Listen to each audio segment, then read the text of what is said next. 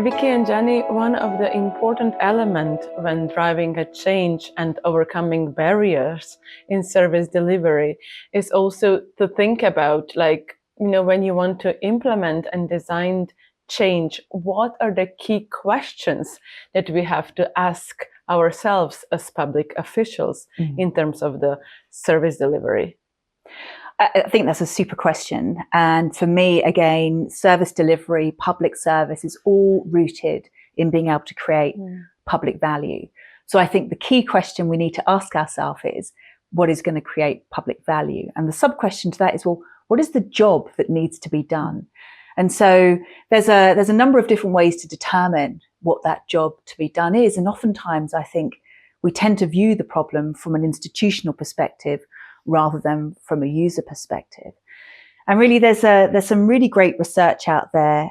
Clay Christensen and colleagues illustrate this point really beautifully with some research that they did with a fast food chain on the use of milkshakes, trying to work out what actually was the job that needed to be done that was being serviced by the purchase of milkshakes. And this fast food company had spent a tremendous amount of time, effort, money in making their milkshakes more chocolatey, more viscous, kind of really improving the product. But they were finding that the sales of milkshakes were not improving at all. So what they ended up doing was going and spending time in the fast food restaurant itself and watching, well, who was buying these milkshakes? And they discovered that the milkshakes were always bought by people on their own. It was oftentimes the only thing that they bought, and that it was always bought as a takeaway and purchased before 8 o'clock in the morning. And so they dug a bit deeper and ended up speaking to the purchasers of these milkshakes to find out, what is the job that's being done? And these people were saying, well, I've got a long commute. I'm going to be hungry, but I'm not very hungry. And actually the milkshake's the best thing for me at this time, which I think really just points to the issue that, you know, oftentimes we can spend a tremendous amount of time and energy improving a service, but actually that's not really what the consumer wants. So to put that in public service terms, perhaps we think that our consumers just want a very quick way to report a crime to the police. And if we think that, then it makes perfect sense, of course, to create a digitalized arm's length system whereby individuals have a very speedy way online of reporting crime. But if the job being done by them reporting a crime to police is actually they get to engage with someone who can give them some advice, make them feel safe, and help them at a time of vulnerability and great need, then providing a digital service is, of course, not achieving the public value. So the key question I think we need to ask ourselves when we're thinking about changing the services that we are delivering is, what is the job that is actually being done, not from our institutional point of view, but from the point of view of the end user. Thank you. And Jenny, now implementing change, you know, how would you, because there is a lot of resistance, and how would you address the resistance there is, and also how to ensure satisfaction across all levels, from the bottom of hierarchy to the key decision makers? Okay, I'll take you on the two terms, the bottom and the decision makers within the organization or within a set of government organizations. You see, you have two different streams that you have to feed when you look at how an organization is managing its innovation portfolio, all the innovation initiatives that they are likely to deploy. You have some top-down initiatives that come from the decision makers, and the minister, sometimes, you know, the government as such, or at least the top managers, top professional managers in the ministries. And these are normally large initiatives that entail large budgets and are very often connected to either strategic priorities at the level of the government, sometimes connected to the European integration process and even negotiations, or sometimes depending on a request that comes in a very powerful way from users. You had some protests on a certain type of service. On this one, in reality, the biggest change management effort is in relation to the bottom level, where you have the front office officials that actually deal with the users, and they are trained and capable of dealing with the users in a routine way that is well-oiled and well-established. And so these initiatives are seen very often as disruptive. You know, we're already doing this, it works decently well, why do you want to change it? And there, the job of the leaders, of course, is to convey the reasons and to a certain extent to involve the users very early, because the users can make the best argument for the innovation serving their interest. And on the other side, instead, you have the innovation initiatives that come from the bottom up. Now, in this region, we do have, at least in industry, a tradition of small-scale innovation done in factories, part of this old self-management system, at least in the former Yugoslavia. But this is not so prominent in the public administration right now, due mostly to a very rigid top-down command structure. So you don't have a lot of small improvements done to the service delivery at the point of delivery. That, even if small, they can have sometimes a very large impact. There is no systematic way to empower people down in the trenches to propose correctives and small ways of improving what is offered to users, and to encourage them to do so. In some institutions there is, but very generally it's a rare occurrence. And so while in mature systems we very often see about 20% of the portfolio made of big initiatives and up to 80% made of small grassroots initiatives, in the Western Balkans very often we struggle to get to 50-50. And so there is more work to be done on empowering the bottom level to participate to the creation of an innovation portfolio. Vicky, would you like to add anything about this question? So I'd just like to pick up on one point in the question, this notion of satisfaction at all levels of the organisation. And I think that's probably the wrong metric for us to be thinking about, because any change in any organisation will be creating distress for those who have gotten used to an existing way of being. And so the role of the leader and the role of the change makers in that organisation is therefore to recognise that distress and manage that distress in a way that allows individuals, as Gianni was saying, to come productively to collectively learning a new way of operating. But if we start out with a metric of satisfaction as being effective change management or effective innovation implementation, then that forces us really to think very small. And it forces us really to keep things very, very close to the way that they already are, because that is perhaps the only way to manage satisfaction. Thank you for picking on this word, very important. And also, Gianni, you mentioned the power dynamics, the systemic barriers. Vicky, can you give us a bit of the insight? How can leaders and also, in general, public officials navigate power dynamics and systemic barriers to, on one side, drive the innovation and also ensure successful implementation? I think that's a great question. And actually, oftentimes in organisations, we tend only to think about that power that is vested in those who have rank and authority within the organisation, in top of the organisational chart, for example. But there's lots of different ways to think about the power that we have available to us. For instance, in many places in our organisation, there'll be individuals that have access to resources, tangible and intangible. And that in and of itself is powerful. Can you think about how you might mete out those resources in a way that creates a dependence that enables you to have more power than perhaps your rank or formal authority might showcase. So I think we can think very creatively about our own power resources. What shadow power do we have? Whose imprimatur do we have?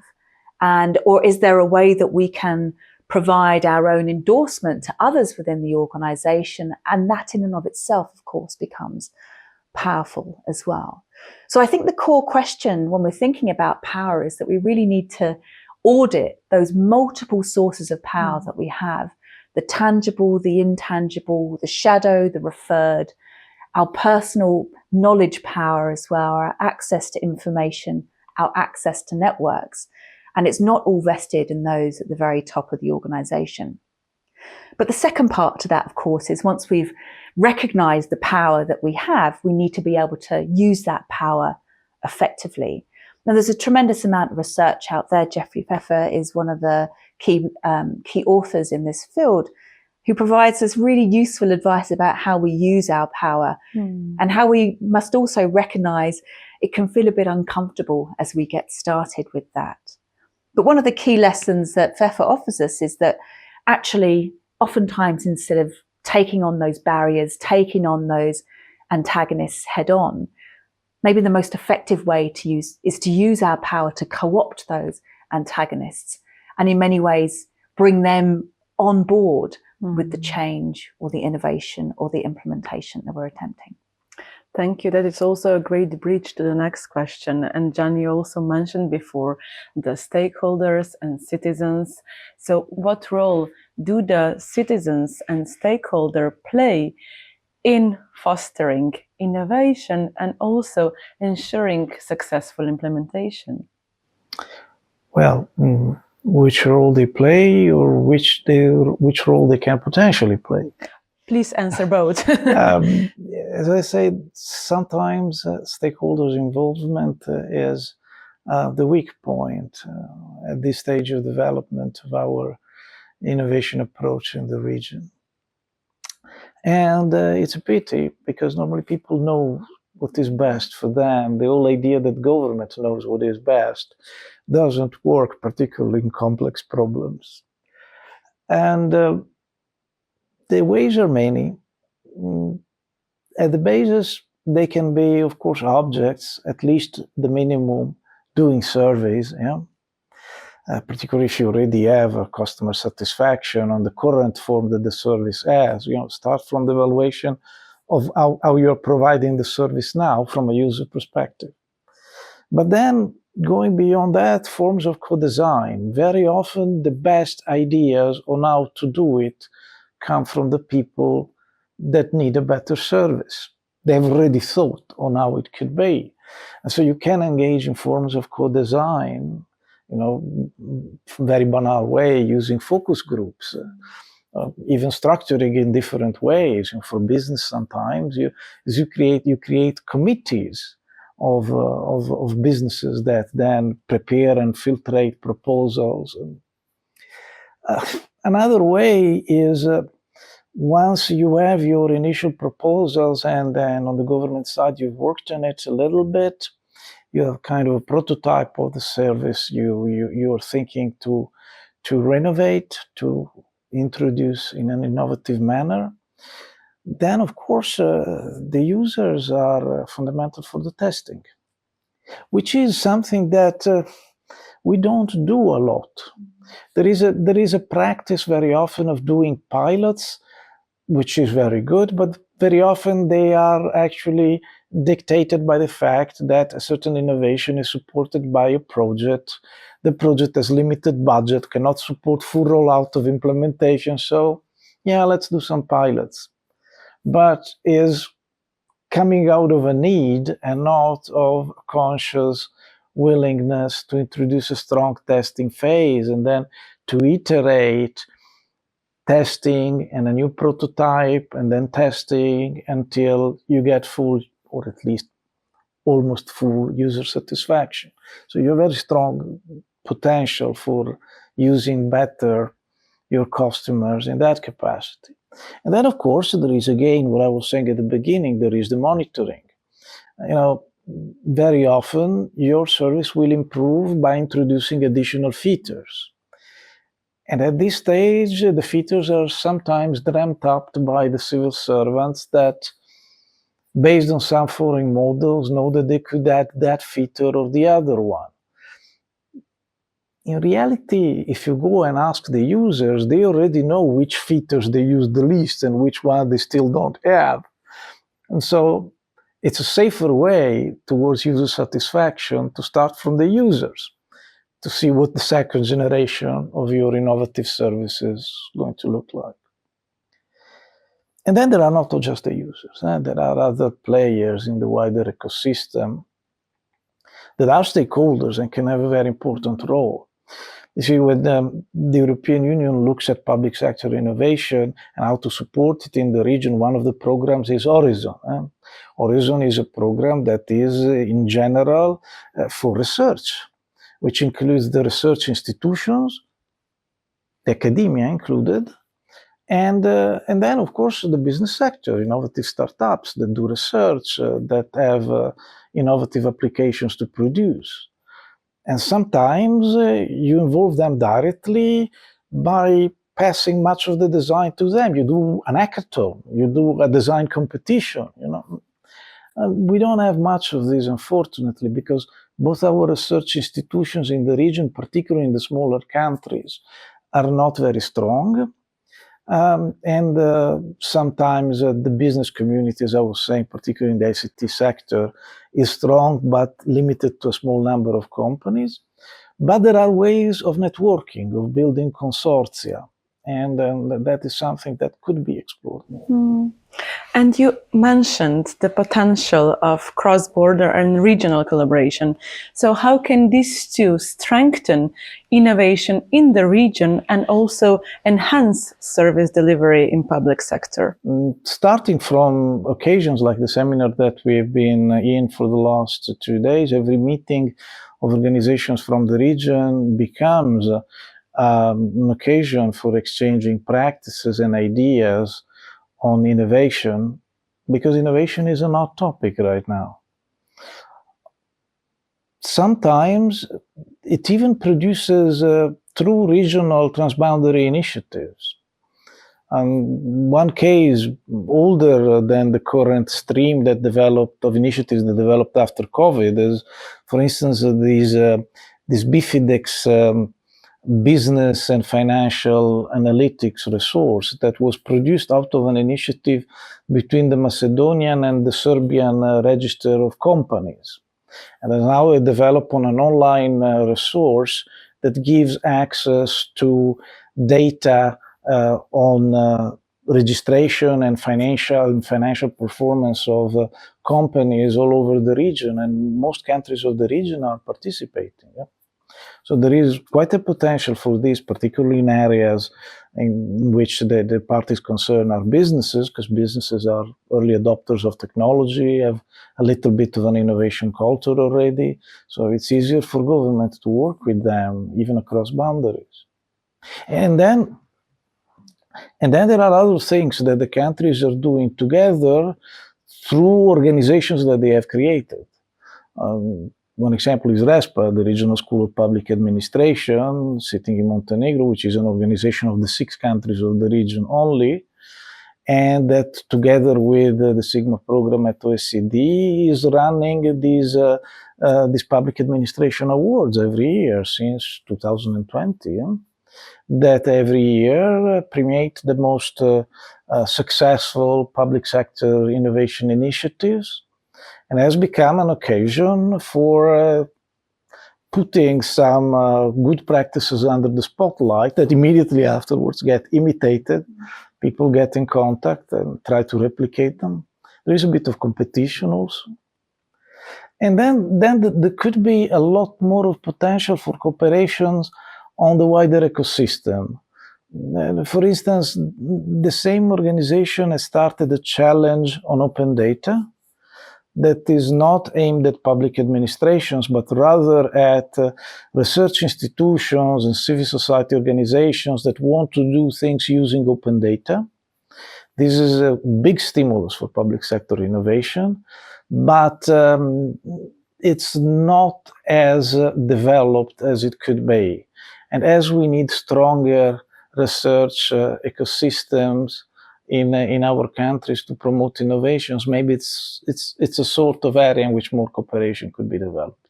Thank you, Gianni and Vicky, for this conversation. Well, thanks to you. Thank you.